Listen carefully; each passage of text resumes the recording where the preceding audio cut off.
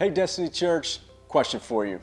Have you ever overslept your alarm and had that moment where your head pops off the pillow and you realize that you only had a few minutes to prepare to get ready to go to where you needed to be for that day? Well, Matthew 25, Jesus explains to us in a parable that deals with being prepared, and he uses the setting of a traditional Jewish wedding ceremony. Now, keep in mind, Jesus is teaching us through what the wedding ceremony would have looked like in that day, not with what it looks like today. So we need to look at this parable from that perspective. So the Jewish wedding was often a feast and a celebration that could last up to 7 days. And it was kicked off by a moment when the bridegroom came, and then the bridesmaids escorted him into the ceremony. And they would carry these lamps lit with oil, and they would go out to meet the bridegroom when he arrived. Now, this moment was always a bit of a surprise. They didn't know the exact time when he would arrive, but they would go with him and light his path with these lamps, escorting the bridegroom into the ceremony. Now, Jesus goes on to explain in this parable that there are 5 wise bridesmaids and then 5 who were foolish.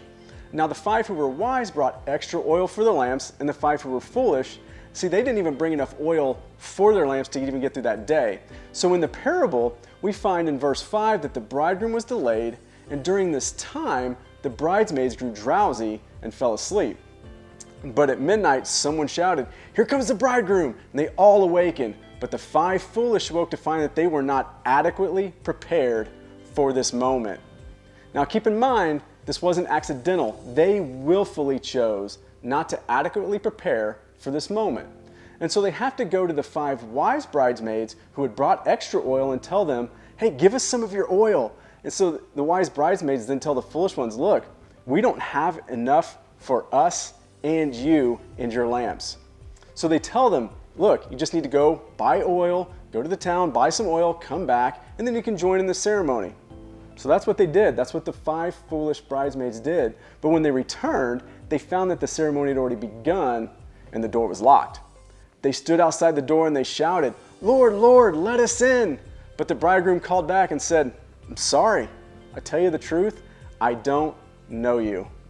So what is Jesus wanting to communicate to us today through this parable about a wedding Jewish feast that would have taken place thousands of years ago?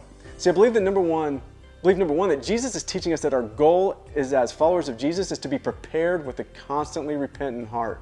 And our primary pursuit is the presence of God. That we are not just to look for Jesus, but to long for Jesus and to love him with all of our heart, soul, mind, and strength. But the foolish, see, they represent those who had brought enough oil just to hang out with the bride for a little bit. They are those who have the appearance of godliness, but honestly lack an actual relationship with Jesus. They are those that Jesus would have said in the New Testament at different points that they honor him with their lips, but their hearts are far from me. See, Jesus is drawing this parallel because he wants us to be like the wise bridesmaids, where we go from a place of foolishness, where we don't have a true relationship with him, to a place where, as we find in this story, that all of them fell asleep and are told to wake up. It is time to wake up because we don't know the hour or the day that we will meet Jesus. See, one way or the other, whether you die or he returns, one day we will see him face to face. And none of us knows the day that either of those things could happen. So the time for repentance is now. It must be a continual focal point for a follower of Jesus so that we are always prepared for that moment. So the question is this: am I looking for him, or am I truly longing for him? See, even the foolish were looking, but they weren't prepared because they didn't long for him in the pursuit of his presence. This is what being prepared looks like: a continual focus on repentance and a longing for him and his presence. So let me ask you this: if you did an honest self-evaluation in this moment, which one do you lean more towards? The one who has awakened, has become wise, or the one who awakens and realizes that they are not actually prepared and don't actually have a relationship with him? See, may we be those who are pressing on and pursuing the presence of God as primary in our life above everything else. Thanks for tuning in today, and God bless.